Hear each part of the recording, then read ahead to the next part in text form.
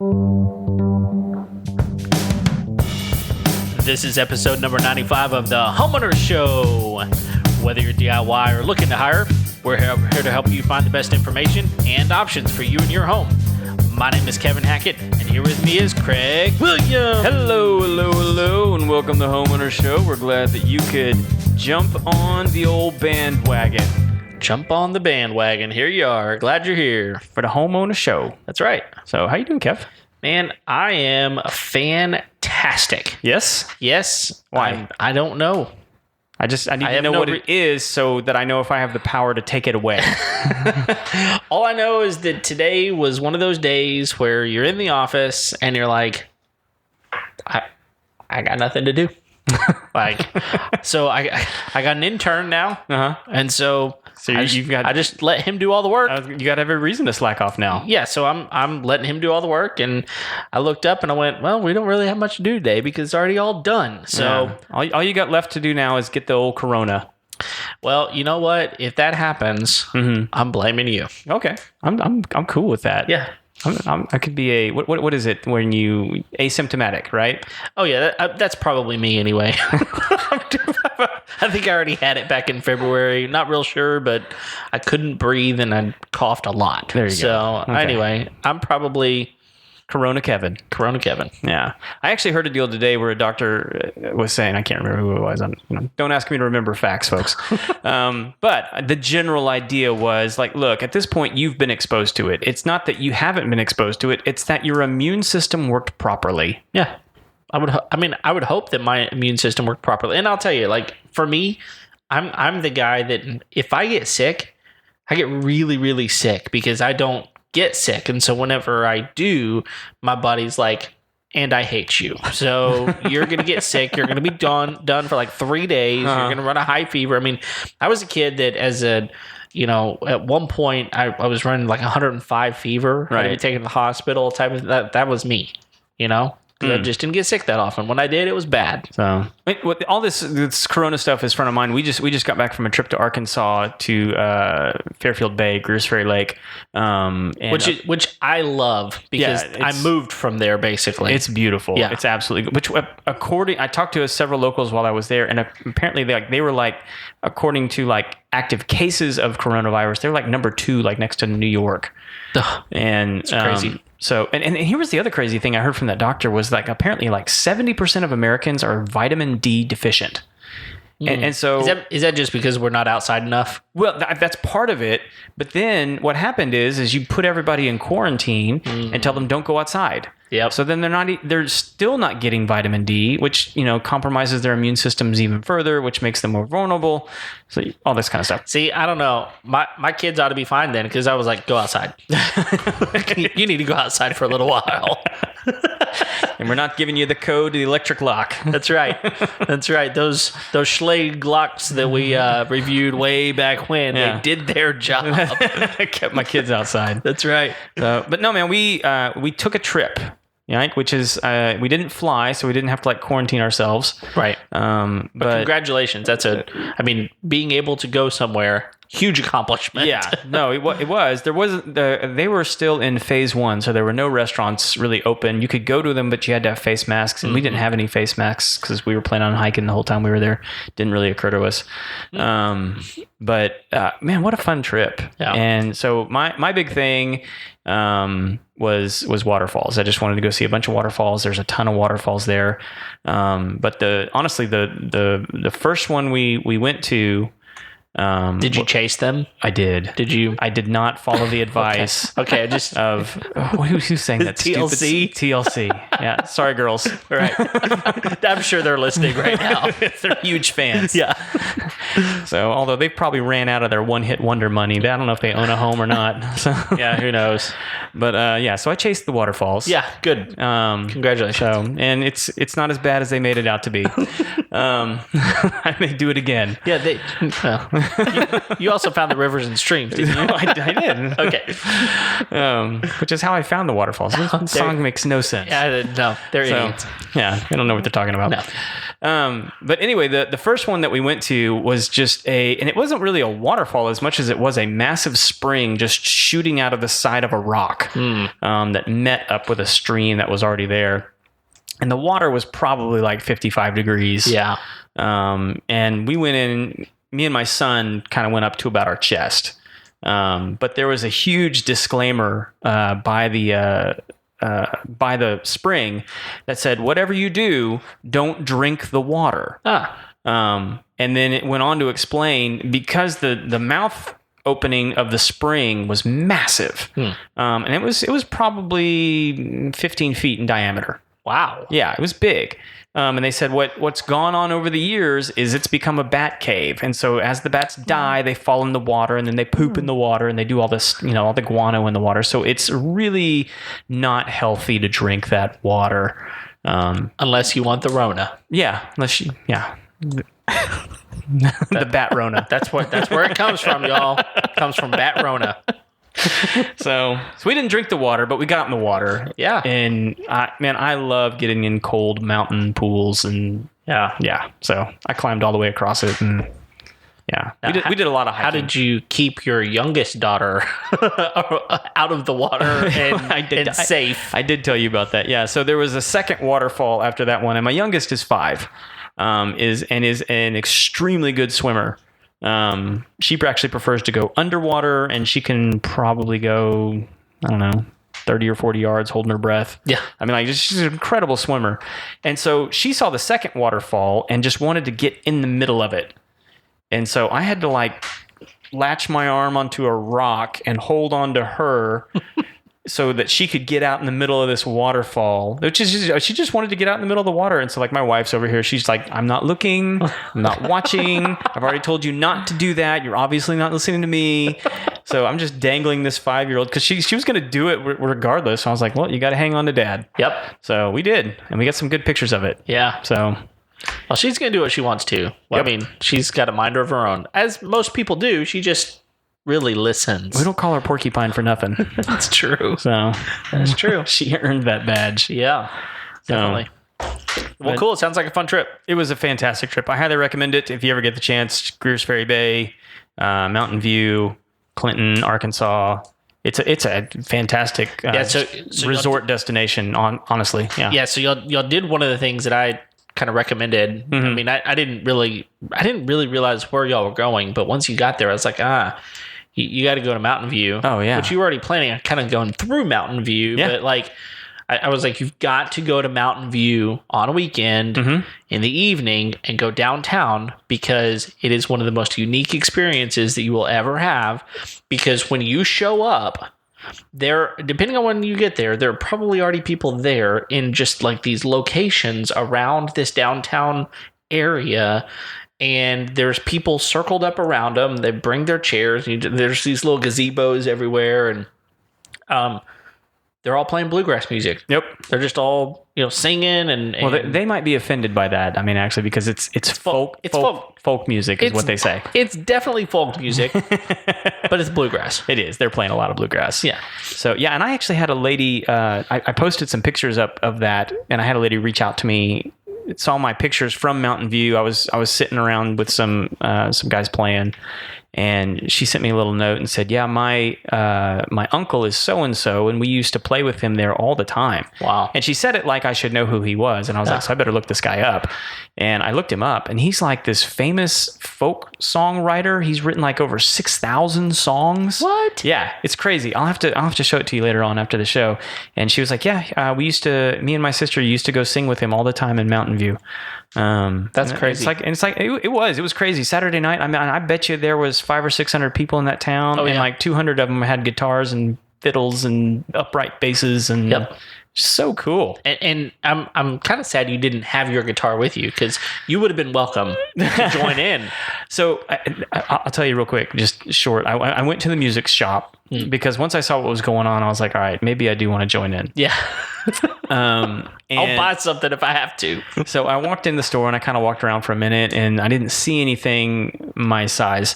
And so I kind of walked to the front and I was like, so don't have many lefties come through here, do you? And she goes, no, we make left-handed people learn how to play right-handed, the right way. And I was like, all right, peace out, lady who doesn't want my money.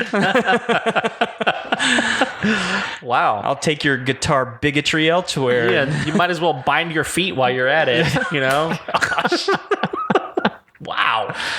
Oh well, Mountain View. Hey, yeah. They're I may not have been welcome. I could have been like, the devil guitar player. I don't know. Oh, they like that song actually. The one that went down all the way down to Georgia. They like that song. They like that song. Yeah, they've got the people that can play it. Oh, I know. So it's incredible. So anyway, I just did that again. I made that loud noise. I'm going to stop. I'm going to take my ring off. Sorry, everyone. I already scared our guest once. That's right. So, all right. We have a really cool show because we have my friend Kristy in the studio to join us and talk about building homes. Yes. This is so cool. How you doing, Kristy? I'm good. How are you? Awesome. We are so glad that you could join us. We've been talking. We had scheduled this. Yes. Pre-Rona. We did. That's going to become Pre-Rona. Pre-Rona. Pre-Rona. We need to hashtag that. We need to get that rolling out there. Hashtag pre-Rona. That's right. So we had this interview scheduled pre-Rona, and then everything blew up and stuff. So we had to reschedule. So we're excited to finally get to be doing this because this is not a topic we've covered in the soon to be 100 episodes. Woohoo! So we've talked about pieces of the house, right? But I told you when we were kind of doing a little bit of pre-show, I was going to go ahead and just address the elephant in the room, right? So you're a home builder. I am. But you're not a dude. I am not a dude. Not a dude. So, don't even look like a dude. Not at all. Not even close. No. So this is kind of like a unique thing. I mean, like there's not too. And have you ever met another woman? I have not. I'm actually on a Facebook group that is like Lady Pros is I think the Facebook group, but it's mostly HVAC plumbers, that just tradespeople. But I did post the question out there one time and said, how many of y'all are actually general contractors? And I got a few responses back, but the responses were, it's me and my husband. Okay. So, it is not me and my husband. The husband does not. Yeah, no, it doesn't count. No, that's right. I mean, unless you think it counts, then of course it counts. Don't want to offend anyone out there. Now, let's just go ahead and pull that Band-Aid off. Yeah. Right. No, offense. But that's right. Right off the bat, huh? Yeah, no. So my husband doesn't work with me. He doesn't really know much about residential construction at all. But yeah, so it's just me. All right. So, and how long you been doing this now? So, I started my own business probably about 17 years ago. Okay. But I started in different facets. Prior to that, I had worked in construction industry for different people and doing different things. But I started doing murals and faux finishes. And then while I was doing that, I also had my daughter. She was a baby. So I was taking classes online through the Art Institute. And I got my degree in interior design. Okay. And the thought process was that I would be picking out draperies and furniture and that sort of thing. And then I started working for other contractors, and I would help their clients pick out plumbing fixtures and lighting fixtures, and just helping them kind of do the construction part of the design work. But I had so much knowledge in the construction industry that it just very easily moved over. So I started doing the remodeling. And then last year is when we started doing the new construction as well. Okay. Yeah. So you have done several like ground to ceiling now houses, right? No, this is our first one that we're doing now. Yeah. We haven't broken ground on it yet. We signed a contract with the homeowner last June. Okay. So it's taken a while, but it's an amazing home that we're going to be doing. It's in in the Bel Air area. It's in Meyerland. Yeah. But it's a way to overcome the flooding problem that they have in Houston. So this is a Harvey flood. Okay. And the house was completely destroyed. Yeah. So it's demoed, and the house is actually going to be framed with a pre-engineered metal building. Okay. And then underneath is basically storage, parking, and an elevator. And the elevator takes her up to the homeowner to the first floor. It starts, the first floor is actually 11 and a half feet off the ground. Oh, wow. Yeah. Yeah. Well, I don't think we're going to have a problem with that flooding. No, it won't. She can stand on the balcony and watch the floodwaters go underneath her. And the only thing that would have any damage would be vehicles. Yeah. Quick shout out to the closed-minded lady in Mountain View. The largest left-handed guitar shop in the world is in Bel Air. Oh. Take that. I hope you're listening. I don't need you. My daughter's a lefty. Is she? Yeah. Does she play? She plays the ukulele. Okay. Yeah. Those are not easy to find either. Yeah. She has 6 ukuleles, but I think she plays right-handed. Oh, yeah? Well, I'm left-handed as well, so bizarre fact, Craig and I are both left-handed, but I play right-handed. Okay. So she does mostly everything right-handed except writing. Yeah. And I even noticed, because she works with me in the office now, she's my newest employee, and she works with me in the office, and I noticed that she even uses her computer mouse right-handed. Yep. Yeah. But I mean, it actually makes sense if you think about it, because she can take notes with her left hand, mouse with the right hand. Yeah. So. Well, most of us lefties, we adapt. Yes. Because the world is not made for us. They hate us. I know. My mom's a lefty. I've had to hear that my whole life, that the world is not made for left-handed people.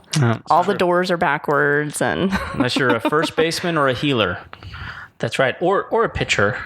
Oh, Pitchers. baseball. We're talking baseball. Well, baseball is first base, but then healer is rodeo. Oh, okay. Yeah, I know rodeo. So the guy that gets the legs. Yeah, I know that. So okay. Those are pretty much always left-handed guys. Yeah. Or the good ones are. Yeah. So Interesting fact. They're faster because they're on the right side. Okay. There's a whole mechanics to this that I don't know. Yeah. I just sit in the stands and watch. So That's right. As long as I'm not the cow, I'm good. That's right. No doubt. No doubt. Well, let's talk just a little bit about. You've told us a little bit about how you got into this. What made you really decide this is the direction that I want to go? I mean, you have some background here, but was there anything that kind of made you go, okay, I think I can do this? Well, I hate picking out furniture for people, for one. I can't make the connection with them that quickly. And I've always, just my past experience was in plumbing, high-end plumbing fixtures and tile. You said Hakeem Olajuwon earlier. The place I worked for actually did Hakeem Olajuwon's house. So, baseball. We did Lance Berkman's house too. I had Lance Berkman in our showroom sitting on toilets. I wish I could have taken pictures of that. That's awesome. Could not do that. He had to sit on the toilets because he wanted to know that the height was perfect for him. So, it was kind of crazy to have that. But I've gravitated toward the kind of mechanics of it, just the plumbing fixtures and the tile and paint and flooring. I mean, lighting fixtures, all of that stuff. I really can appreciate the different lines and just how things kind of come together. And with remodeling or new construction, it's really, it's a growing, living project. So with the furniture, it's kind of like we have to come in and do it right away. But with the remodeling, it just kind of runs simultaneously as we're doing the construction part. And sometimes we'll come up with ideas mid-construction. And so that's what I really like is just that problem solving, just trying to really kind of figure out how can we maximize this? How can we make this the best space for our clients and really just use every part of the home that we can.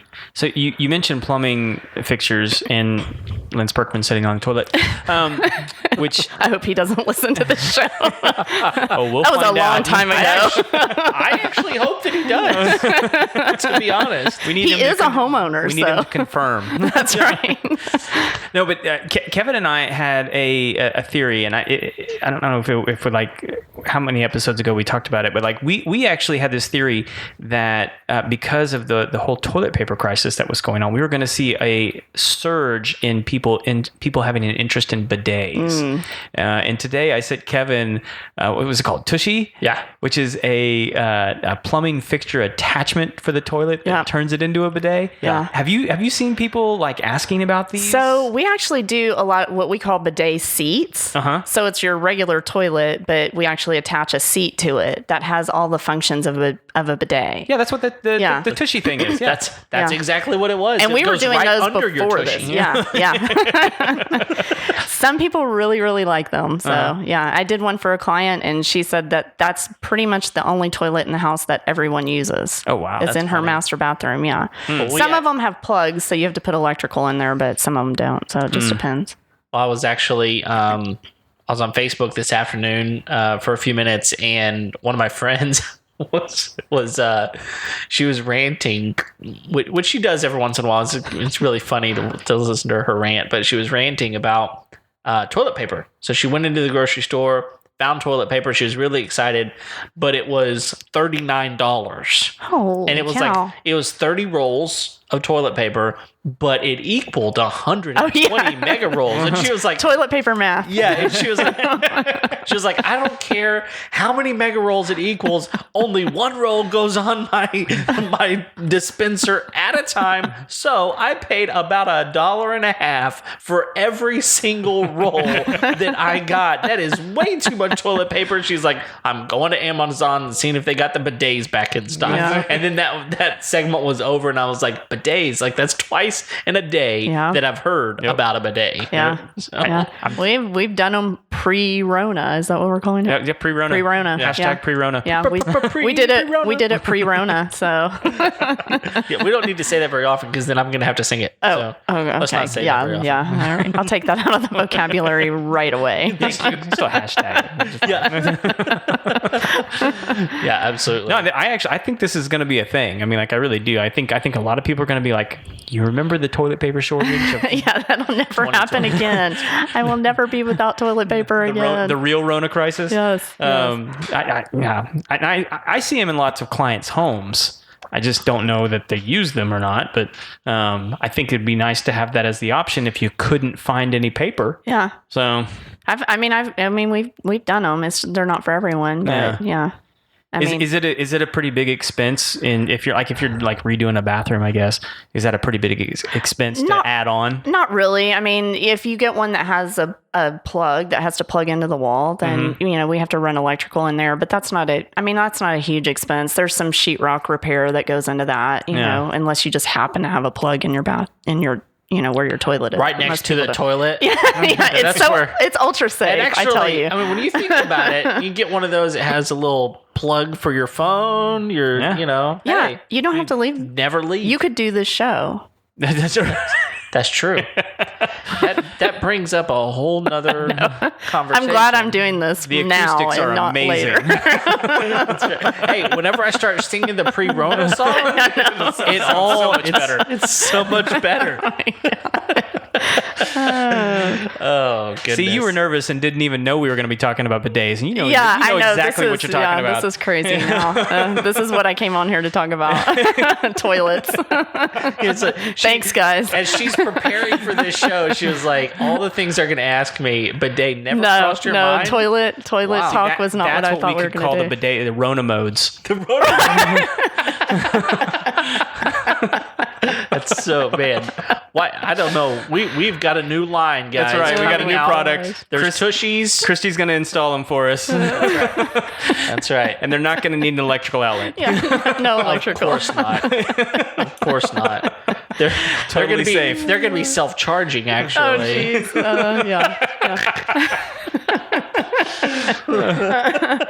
We are way off topic. We did not. We've gone off the rails, into the ditch, up the other side of the ditch. We're gone. It's all right, but we ended up with Rona mode. That's true. So, it's all coming to a Home Depot. It's in the W column. That's right. Absolutely. All right, Kristy, bring us back here a little bit. So, Sure. if you're helping people pick out fixtures, and you're helping baseball players pick out toilets and all these other, what how do you help guide them through that process? Because I imagine that can be a little daunting for people that may have not done that before, or they don't even sometimes know what they want. Yeah. Well, and the problem is with some contractors, what they'll do is, if they don't have that design background, or if they don't have time to do that, because a lot of them are so busy that they can't actually take that time with the client, is they'll just tell the client, hey, you need 2 bathroom faucets. Well, when you Google search bathroom faucets, it's like 225,000 different searches. And it's like, what's going to go with the tile, which is got to go with the, what's the wall treatments, all that. It all has to kind of tie in together. But really, it's just about talking to the client, just seeing how they want to use the space. Do they entertain a lot? Is there going to be a lot of people there? Do they have kids? Do they have dogs? What is the feeling that they want people to have when they walk into their room? Do they, some people want everyone to be jealous of their house. Some people want a cozy comfort feeling. Some people want their guests to stay for 2 days and then hit the road. It's just depends on what they're actually wanting. And so it's really just about talking to them and looking at their house, how they have it furnished, the different, colors that they use, and, asking them what's their favorite thing in a certain room, or, what's the color that they hate the most, because obviously if you hate orange, we don't want to put orange in your bathroom, but it's really just a discovery of what the client likes. Have you put orange in a bathroom? I don't think I have. Okay. Well, she doesn't live in Austin. So if she lived in Austin, I'm sure she would. Double win. Yeah. Or double lose. It is supposedly my husband's favorite color, because when my daughter was really little, she hated the orange, like Skittles or, any of those candies. And so we would always say, oh, Daddy's favorite color is orange. And so we would. Nice. Yeah. Perfect. And then when she grew up and found out that wasn't true, she was a little mad, actually. These are good. She was like, wait a minute, orange is not Daddy's favorite color? I'm like, no, he actually hates that color. Between that and Santa Claus, that girl is ruined. I know. Therapy, hello. That's right. Okay, so you brought up something that to me, because I've actually considered my wife and I have considered, okay, one day we would love to build our house. Like, for us, we kind of love the idea of a metal building, a barn type of home, but there's part of that process to me that seems really daunting. Just seems like there's so much that goes into it, and I think one of the issues there is people are so specialized a lot of times that it's difficult to find someone who can help you navigate the whole process. Right. And I know some home builders can do that better than others. So I guess one of the things that I want to ask you, I mean, not everybody that listens to us lives in Houston. Right. So if I was out there looking for someone, how do I find out if they're going to be able to really guide me through that whole process,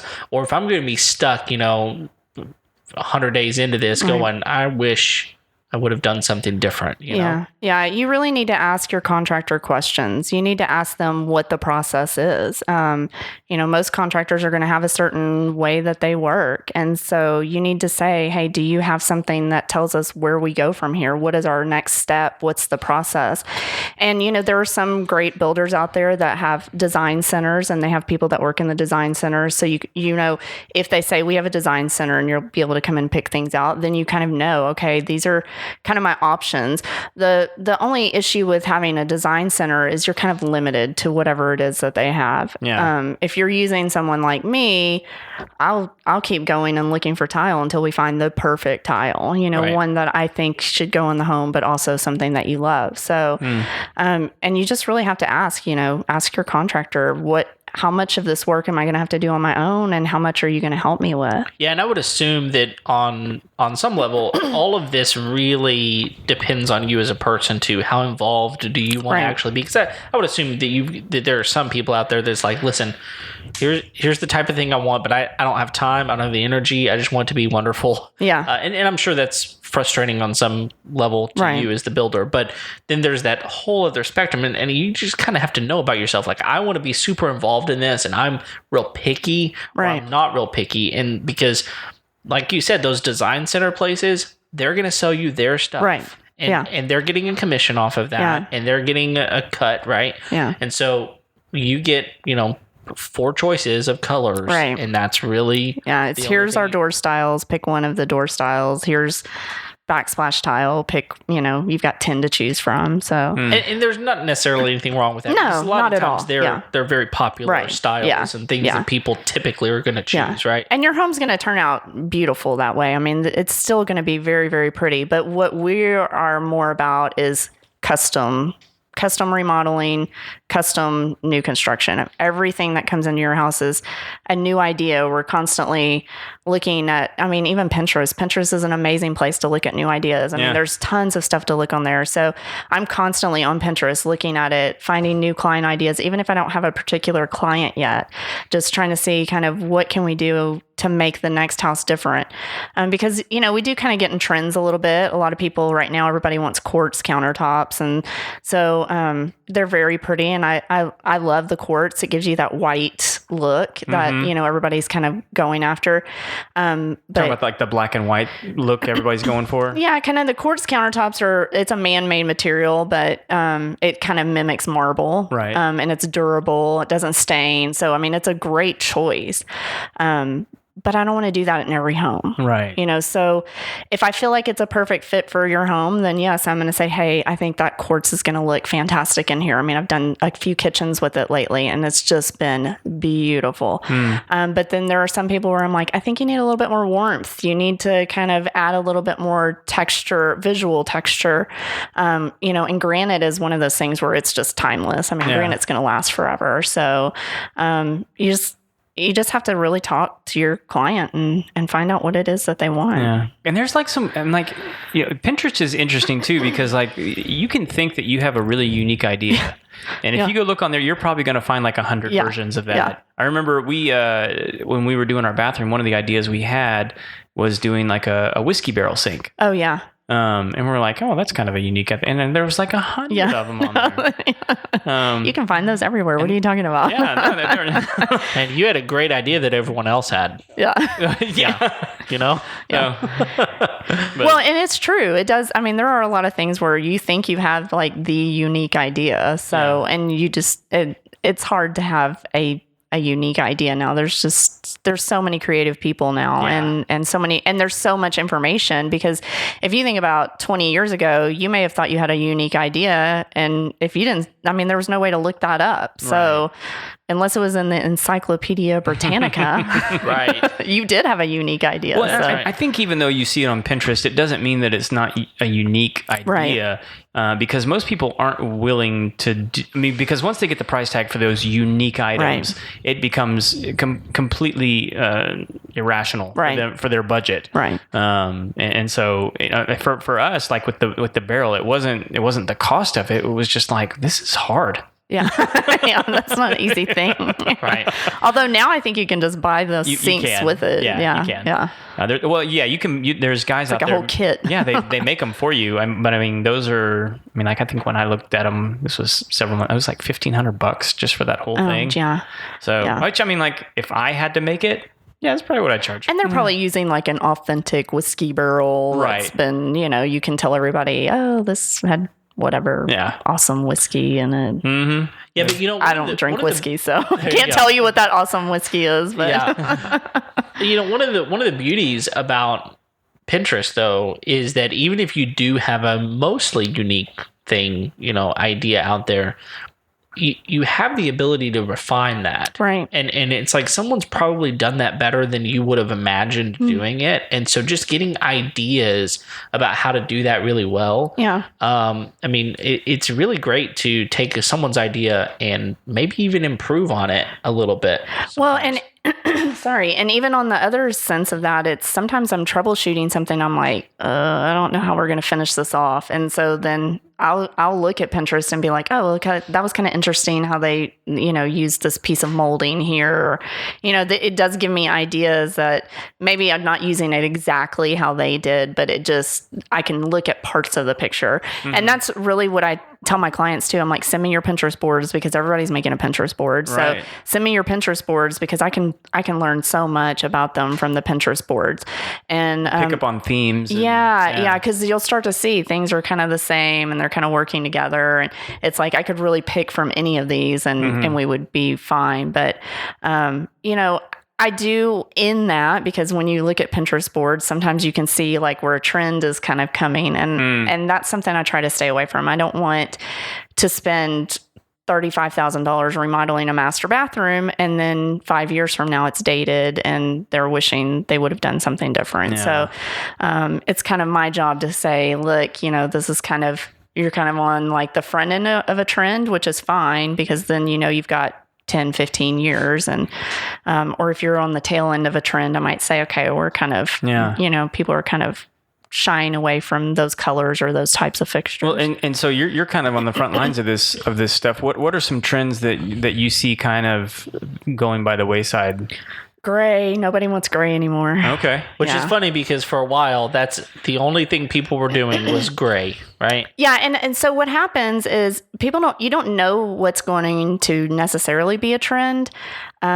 It's just that somebody sees something gray and what makes it a trend is that then everybody wants to do gray. Right. So after you do 10 gray bathrooms, it's kind of like, well, everybody has gray. And then, you're no longer special if you go into all of your friends' bathrooms and they all have gray bathrooms. So now it's like, okay, well, what can I do that's a little different than that? So now people are going to taupe, which is not brown, but not gray. It's kind of in the middle. Like a muddled. Yeah, okay. It's like a brownish gray. It's bray. It's bray. Yeah, bray. Grayish, as they say. Good. Yeah. So, but yeah, and I think oil rub bronze fixtures are kind of. I'm removing those a lot lately as well. What are they replacing them with? Usually either brushed nickel, or even chrome. It just depends on, chrome is kind of more glam, so it just depends on, what the space is. And if you're sharing it with your bringing husband. the brass back. Actually, we're doing some brushed gold, which that I think we're kind of on the front end of that. I don't know if it's actually going to be a trend. That's one of those things that you really have to love it. Yeah. It's absolutely gorgeous though. I'm doing 3 bathrooms right now with it and it's breathtakingly beautiful, but you have to be someone who's willing to take that risk. Yeah. And so, I'm not that person. Give me the brush nickel. Leap into it. I'd have to, you'd have to build it and then show it to me. Yeah. Because otherwise I wouldn't want it. Yeah. Well, gold's one of those tricky things. When I went to the Ukraine once, have you ever seen gold from different parts of the world? Yeah. So gold from Ukraine and that part of Russia is pink. And it's gorgeous. Yeah, like a rose gold almost. Yeah, and it's a totally different look. It's a totally different hue. But I could see people and all their jewelry and stuff is that color. Yeah. And so they're actually fascinated by ours when they're the yellow gold. Yeah. But that pink gold has a really interesting. Yeah. It's not bright though. Yeah. Yeah. And it's funny because my husband works for a company that's in India. Okay. So there's a ton of gold in India as well, but it's bright, shiny, it almost looks fake, So he brought home, some stuff for me and my daughter. And I was like, it doesn't even look real. This looks like costume jewelry almost, but it is, and it's crazy how those different parts of the world even have different styles. Yeah. Yeah. And from what I understand, it's just different minerals interacting with that compound or okay. I don't know. I believe you. Yeah. I have no idea. They tried to explain it to me. There's somebody out there that knows. It was in Russian. Yeah. Yeah. Well, okay. So here's a question. So you do remodels and you do from ground up, right? So new builds and remodels. Which do you prefer to do? Okay, so new construction's I'm going to say it's a little bit easier. I mean, you're working off of architectural prints, so you kind of know where you're going. I enjoy the remodeling a little bit more because I do like the problem solving of it. With the remodels, I mean, if we're taking out a plastic shower pan, 9 times out of 10, we're going to have some mold and water damage. And so there's always something that has to be repaired that maybe the homeowner wasn't prepared for. Yeah. But, we always preface every meeting, like you've got to understand we don't know what's in the walls, so but I like that problem solving aspect of the remodeling. But new construction's fun too because we're building something brand new, and especially with this job that we're doing, I mean it's going to be a showstopper. And for sure, 11 feet off the ground already. I mean, and then how many stories? Just one. It's just one story. Wow. Yeah. Is it going to have just one story? Is it going to have a sloped roof or is it going to have a flat roof? It has a single slope roof. Okay. Yeah, it's a metal roof, but you really won't see it. There's going to be kind of like a parapet type wall. Okay. So you won't really see the roof at all. It's very, very modern, very square. We're using some really, really cool new materials. We've got it's similar to stucco, but it's called cork shield, and it's a spray. It's made from cork, the tree, the cork tree. Mm-hmm. And it has similar texture to stucco, but it doesn't crack like stucco does. Oh, okay. So, and it's got a really great warranty on it, and you can just spray it down. It doesn't get dirty. It doesn't mold. And, here, especially in the Houston area, stucco cracking is a huge, huge issue. So I know one of the other issues with stucco around here is the moisture. Yeah. Does it have the same issues as that? Yeah. So what happens is as the house shifts, the stucco doesn't have any give to it. And so it just kind of cracks. And those cracks can be very minuscule. I mean, you may not even know that they're there, but then you start getting that moisture behind the wall. And so, you end up with a lot of issues. Yeah. And so this cork spray, the cork shield spray it's a really cool product that we're going to be using. There's certain houses I'll walk away from if they tell me they're dealing with certain issues and I see it's a stucco house. It's like, no, it's not even worth my time. Yeah. You're going to be more frustrated with me than you are the issue you're dealing with right now. Yeah. Yeah. But I mean, unfortunately we have a ton of stucco houses around here. It's everybody was like stucco and that's all they did. So, yeah. Well, here's a follow-up question to that then. Mm-hmm. I own a home and I'm getting to the point where I either want to build a home or maybe I just want to do like a full renovation. Mm-hmm. Where do you kind of start navigating that? At what point is it a better idea to do one or the other? Do you have any advice as far as that goes? I think for a lot of people, it depends on the equity that they've built up in their home. I mean, if you already own your home and you've got a lot of equity in it, and two, it's also, do you love the area you're in? Do your kids go to a school they love? Do you want them to stay in the same house their whole life? It's a lot of kind of personal questions that you have to ask yourself. But then also some people want to build because they want to be on property or they, want to have horses or, animals and stuff like that. And they can't do that, obviously, if they're in a neighborhood. So it's really those personal questions that you have to ask yourself.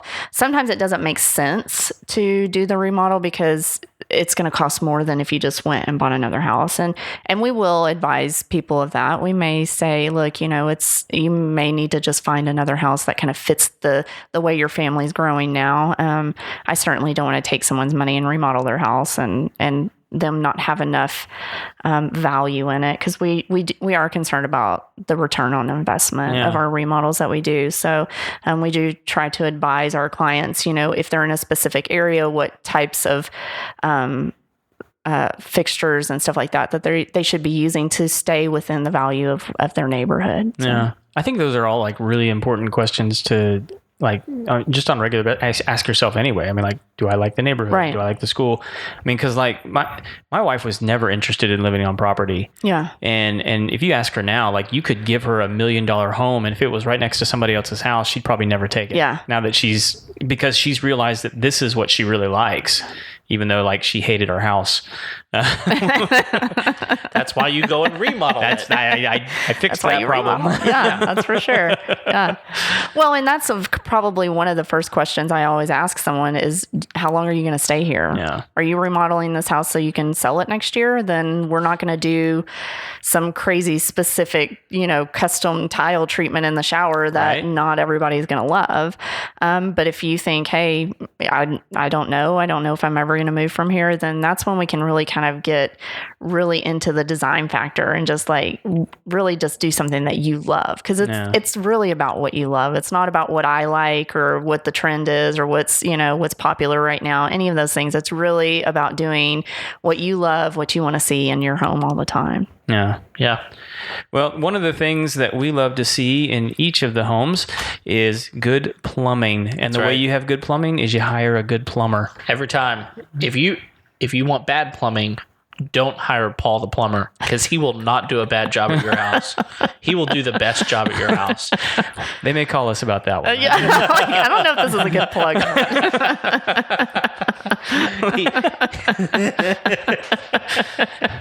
But regardless of what Kevin says, if you need to get a hold of them, you can find them on Facebook. You can also find them at paultheplumberllc.com. You can book them online. You can book them on Facebook and the ever popular virtual inspection. Man, I'm telling you, to me, that's a game changer. Yeah. Because right now, what's crazy right now is that we're living in this world where everybody is feeling, at least here where we live in Texas, people are ready to get out and do things again. Yes. Yeah. But we're seeing some spikes in numbers and all of these sorts of things as far as people get infected with coronavirus. So I'm kind of in this place. I don't really want people in my house yet. Even people, that I need in my house. Like if I need a plumber to come in, I want to minimize the amount of time he has to be in my home, right? And those virtual visits, he has the opportunity to see exactly what your issue is, know that he has the parts on the truck, has an understanding of what he needs to do, and boom, he can get it done, get in, get out. It saves you money, saves you time, and you get a great job done by Paul the plumber. Absolutely. Yep. So if you need to get a hold, call him at 832-521-3252. And our guest actually just had Paul. I did. Paul Jr. was at my house. Paul Jr. What was going on?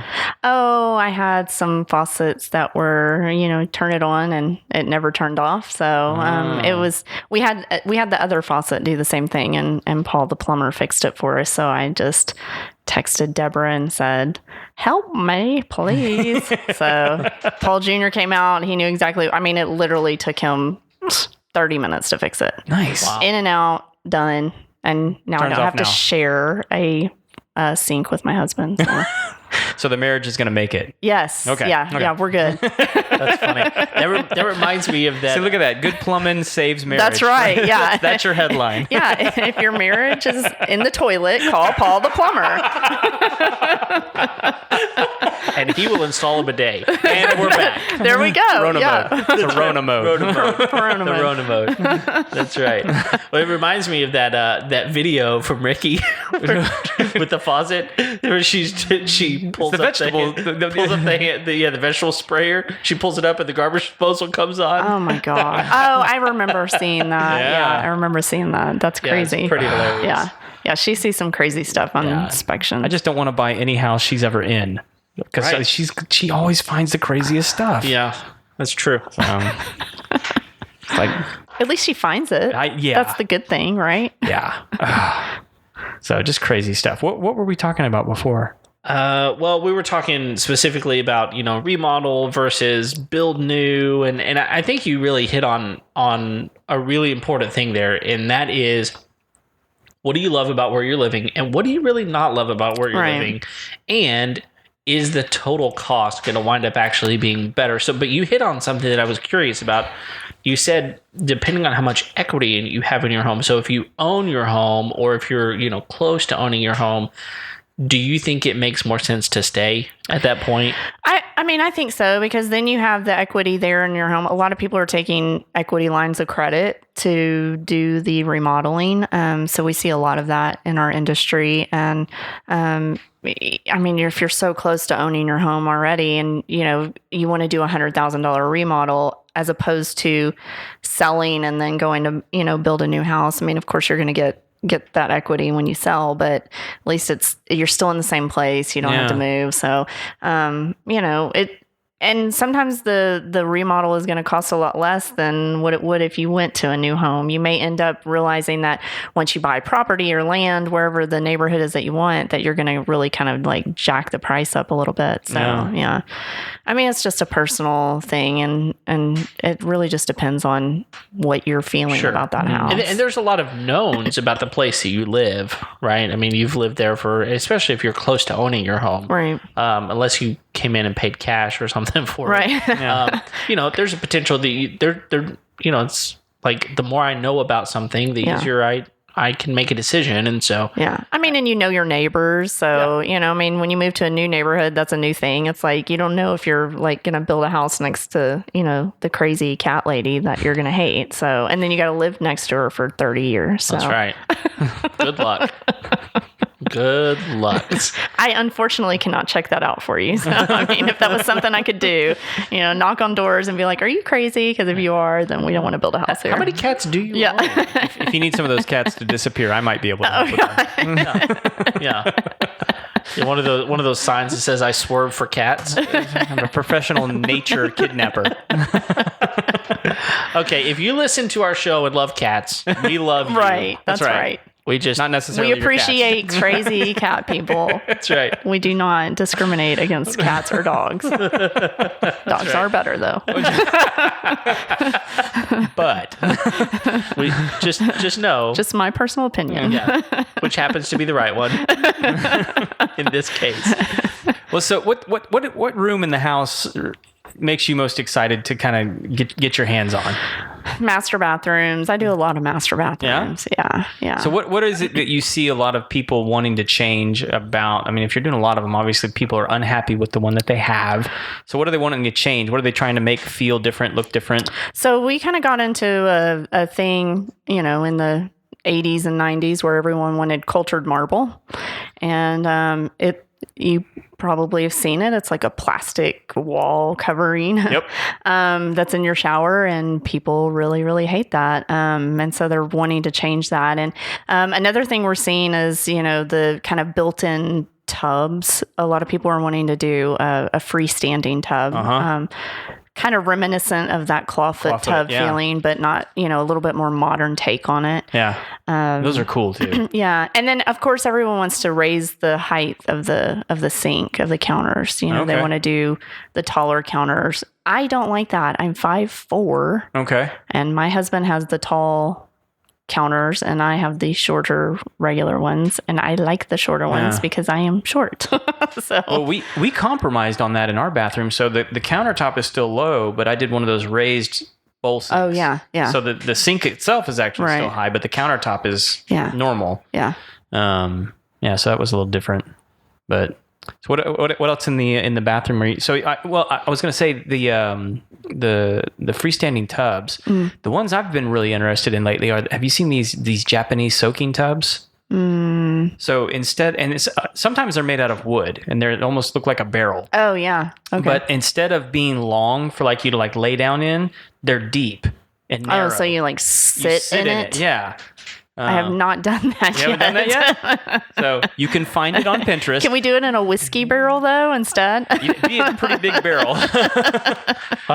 How big an old boy are you? Pretty big guy. Not going to fit in I'm not Jim Hawkins over here.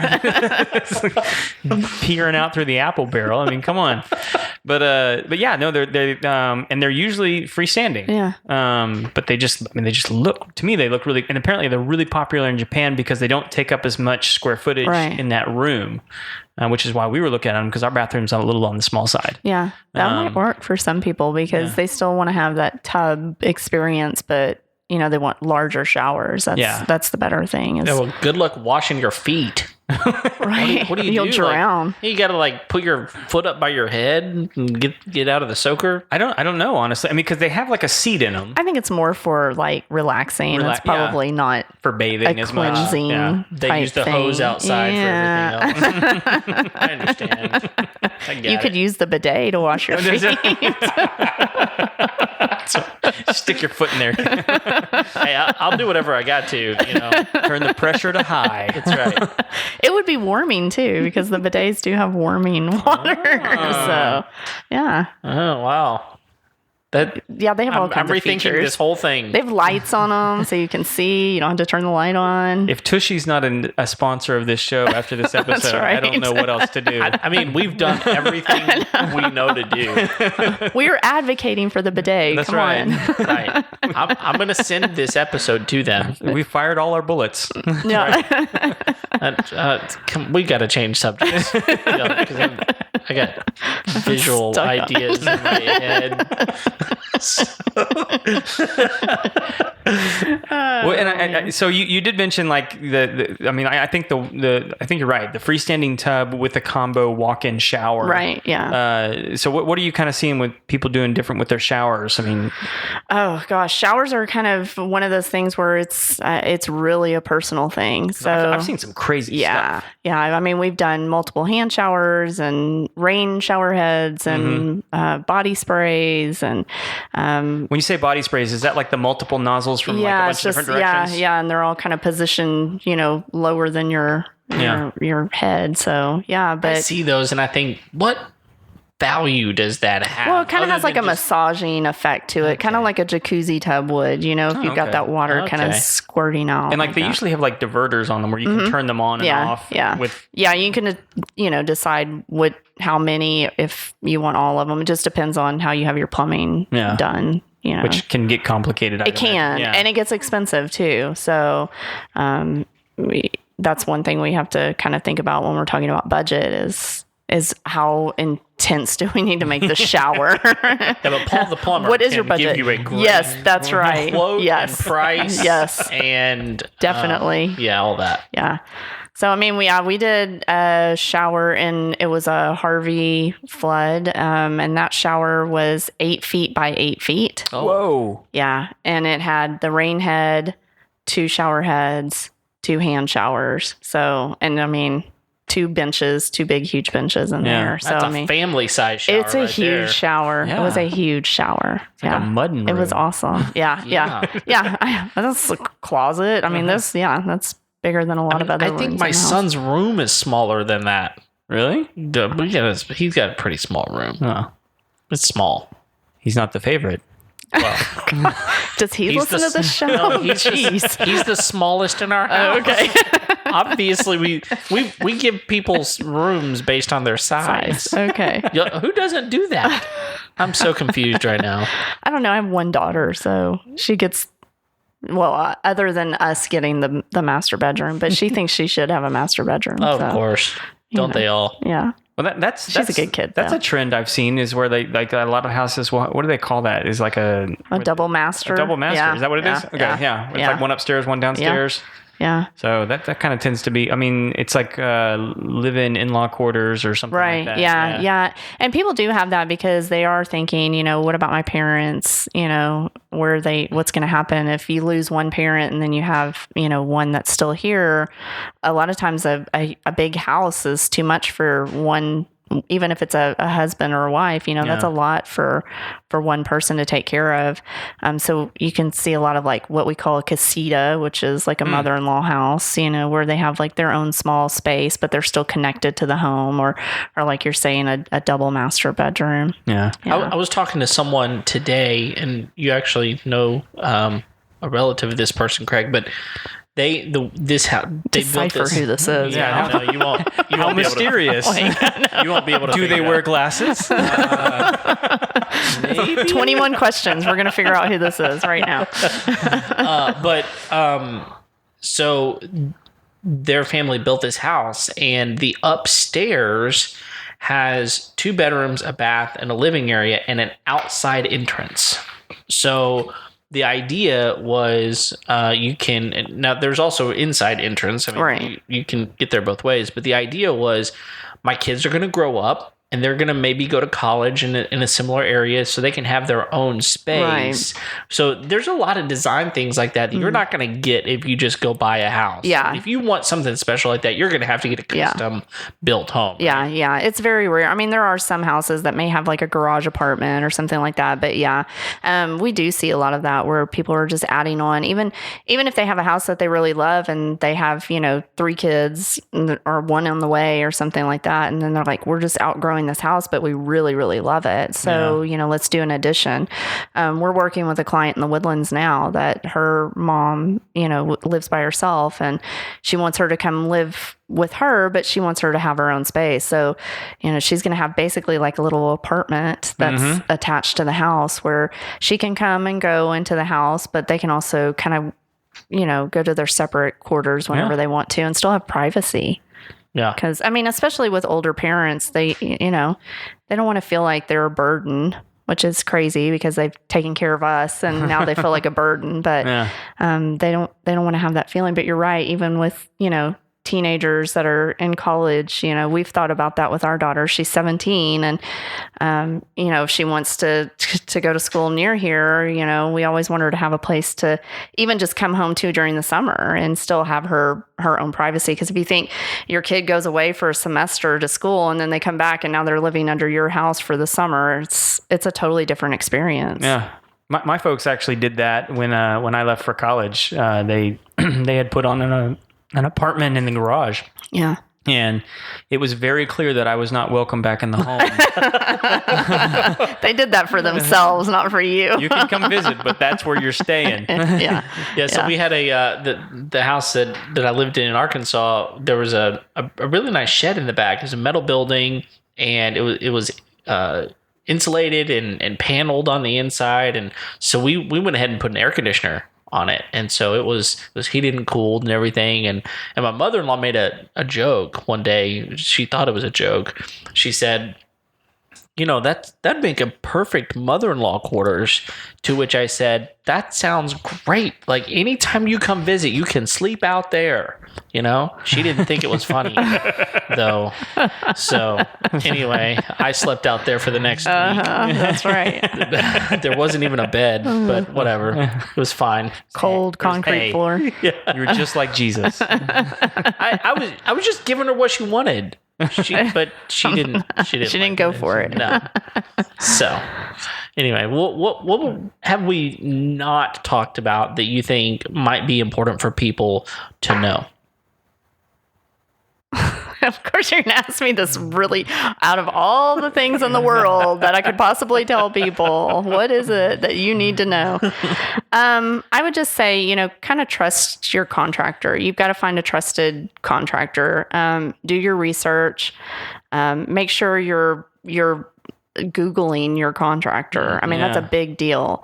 I'm working with several clients right now who have been put through the ringer by other contractors, and I'm having to go in and fix their stuff. So, make sure you do your research. A reputable contractor is going to have a website. They're going to have a Facebook page.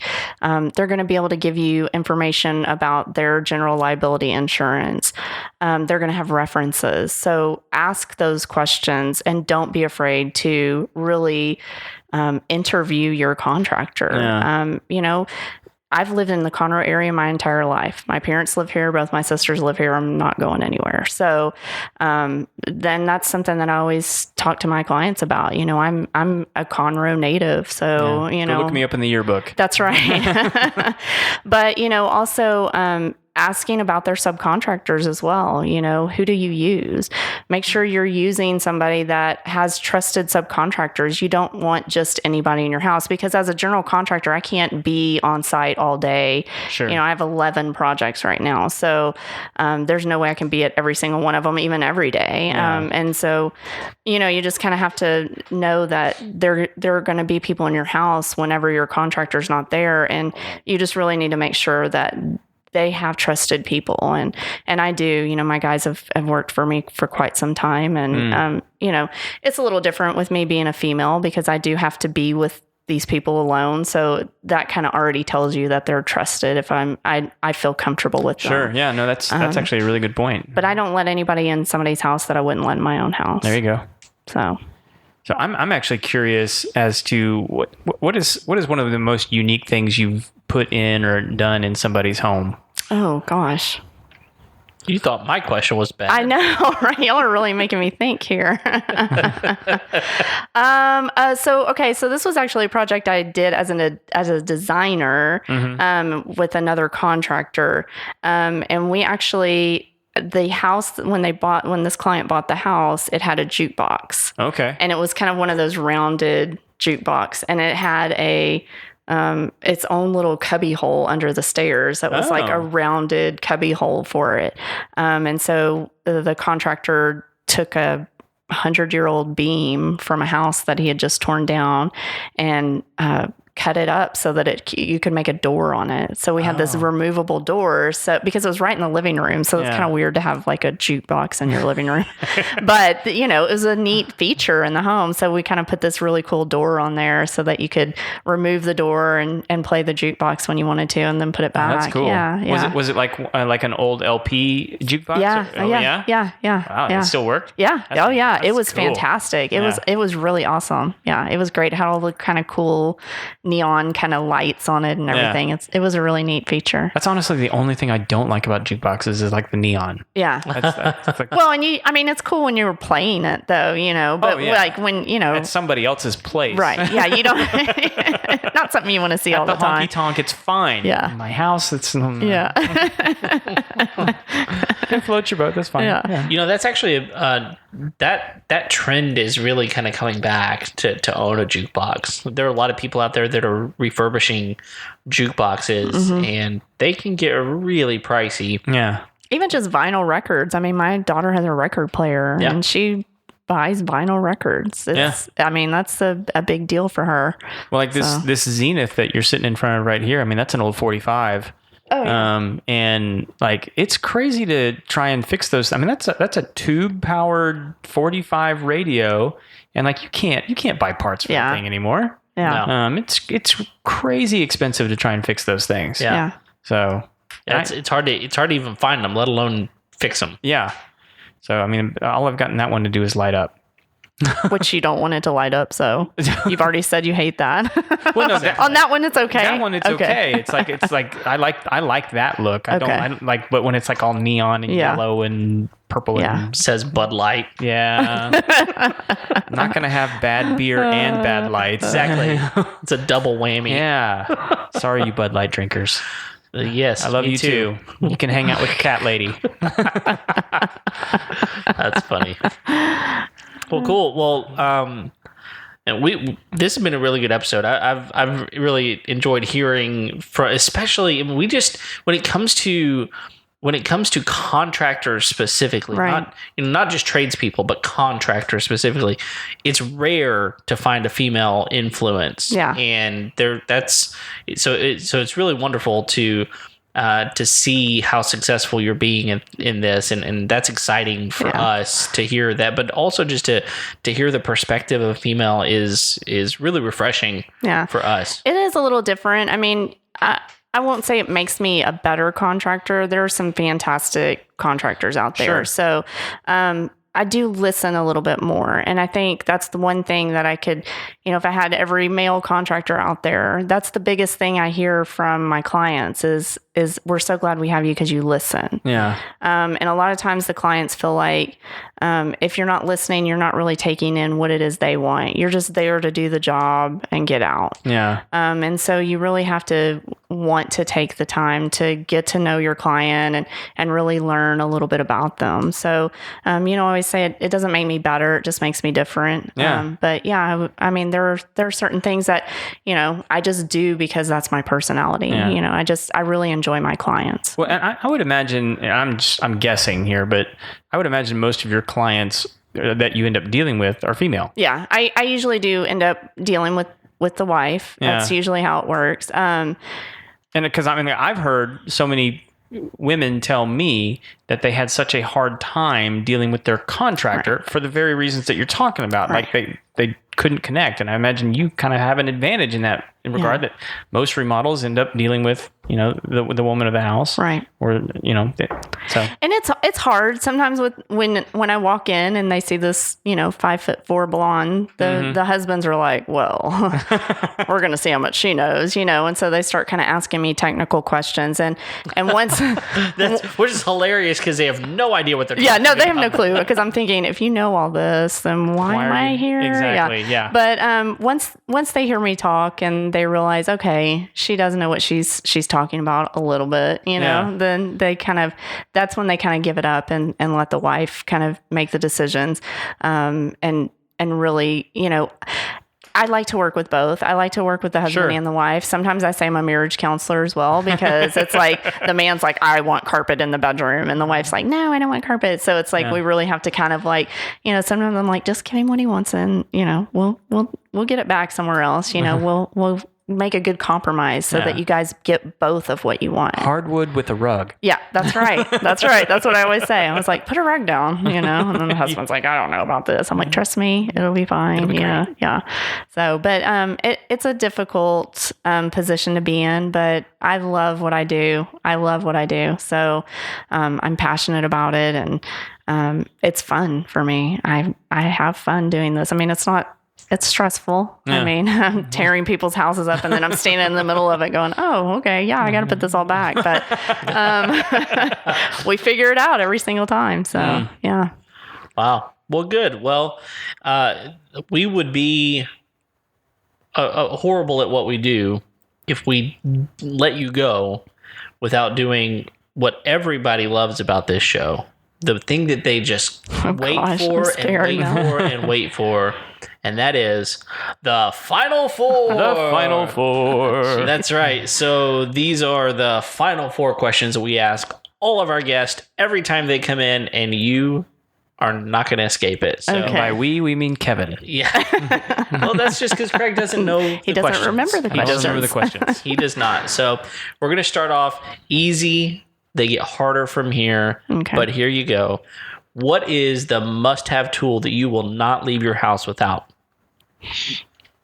I would like to say a tape measure, because that's like contractor 101. Mm-hmm. I can't tell you how many times I've gotten to a job site and I'm like, dang it. Where's the tape measure? So I'm always asking the guys, do you have a tape measure? Do you have a tape measure? So I would say that, tape measure is very, very important in my job. I use it all the time. I just forget it. So there you go. But there's always a guy there that has one. Oh, yeah. There's always somebody. And if not, they're like, I have one. I have one in my truck. So I'm like, oh, okay, go get that. There we go. Yeah. There's always a tape measure somewhere. Yeah. Well, good. No, that's good. One of my favorite, so my realtor, one of my favorite things, and this is not the answer she would have given, but like she had a marble with her all the time. That's Brandy. That was like episode, oh yeah, so you can see if the floors are. What episode was that? Oh, it was fairly early. I mean, we're probably the teens, whatever we had her on. But she had a marble with her, so she could put it down and see whether or not, whether or not the floor was level. Were level.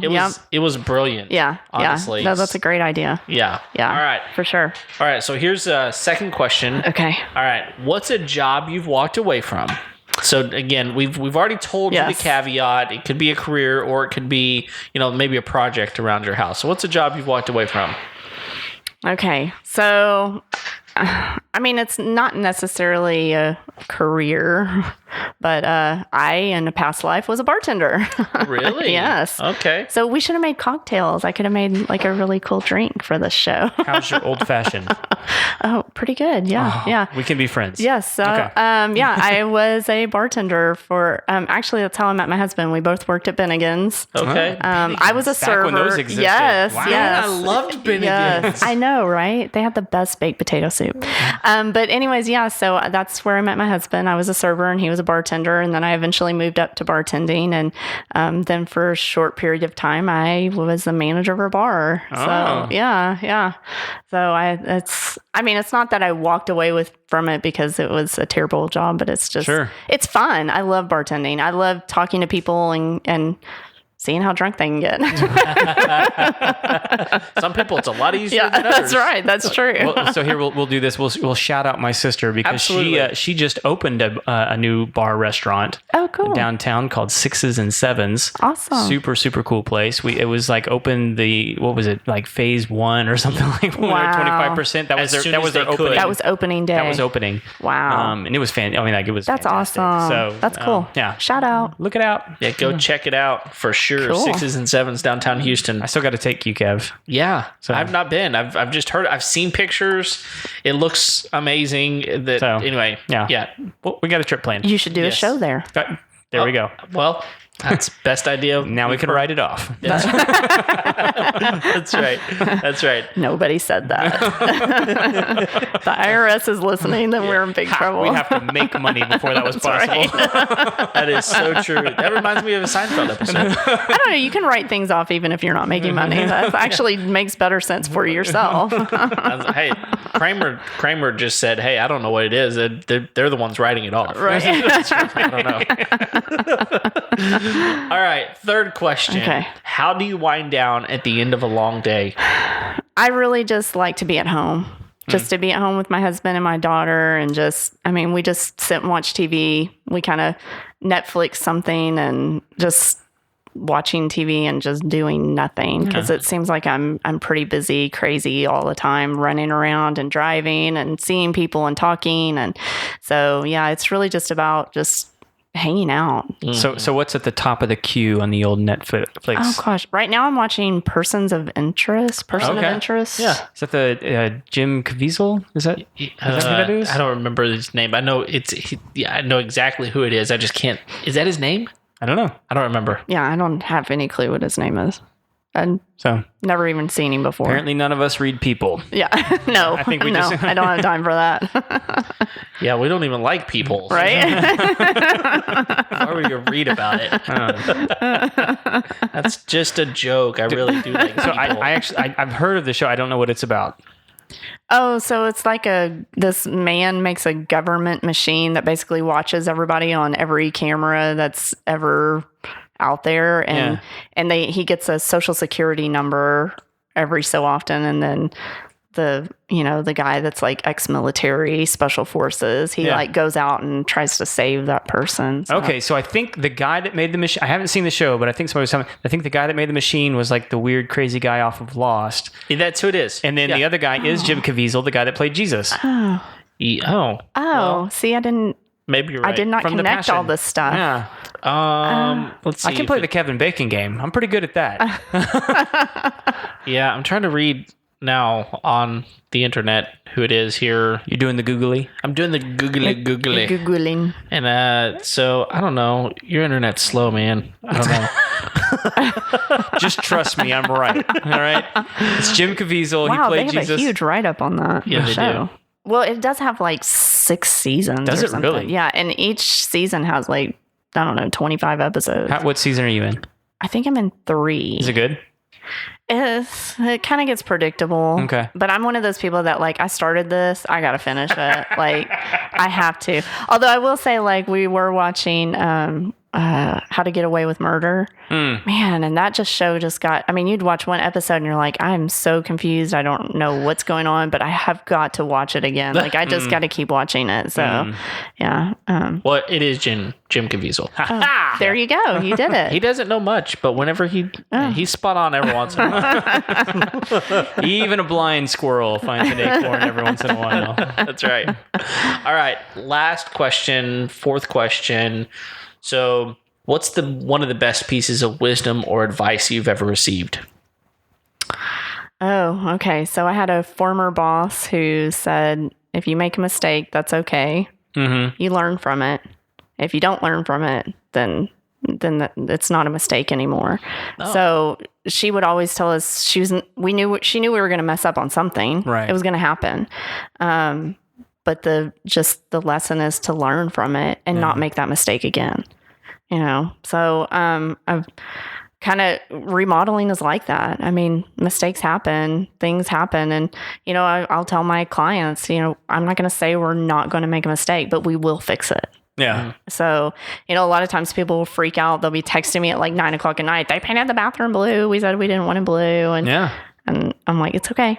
Just, it was a mistake. Absolutely. But we'll paint it purple if that's what you want. That's almost how I always evaluate people in general. It's not whether or not you make a mistake. Right. I know you're going to make a mistake. It's how you respond to the mistake. Yeah. Well, and in our industry, it kind of takes some of the pressure off, especially if you're new. I was a new person to that job, and I was just like on pins and needles all the time. Like I was scared, that I was going to screw something up. And so when she said that, it was like, I still tried to make sure I didn't make a mistake, but I at least knew she wasn't going to fire me right off the bat when it happened. Now, of course, if you did make that same mistake again, then that wasn't kosher. You needed to, you got to learn from it. So, yeah, absolutely. And so that's what I do. Even with my projects, if something doesn't go right, I'm like, okay, what did we learn from this? How can we do better?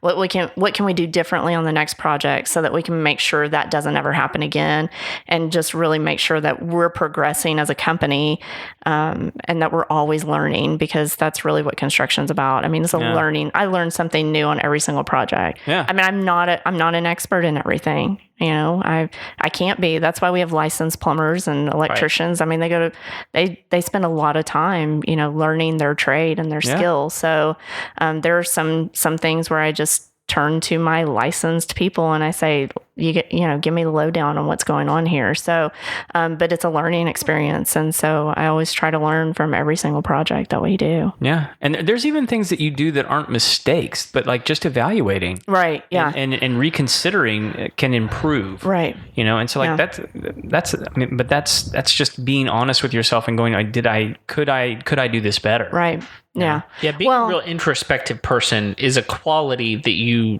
don't necessarily have until you really foster that, right? Being introspective, Yeah. Well, and sometimes I call them happy mistakes. I mean, sometimes we make a mistake and I'm like, oh, this is going to turn out way better than we thought it was going to. Yeah. Because this opened up an avenue for something that we didn't think about. I was just at a client's house today, and we had an issue with, the way that the house was built. Obviously, I can't do anything about that because I didn't build it, but with the way that the valve for the shower was in the wall, and we just had this, we knew we were going to have this space where the trim was not going to go right up against the tile, and we had like sunk it back as far as we could, but we came up with like a really great idea of how we could add some more tile and some decorative trim and stuff to really finish it out. And that happened probably 4 weeks ago when we did that, and today I was in there and I was just kind of evaluating where we were for punch out, and I looked over at it and I thought, oh my gosh, that just turned out so great.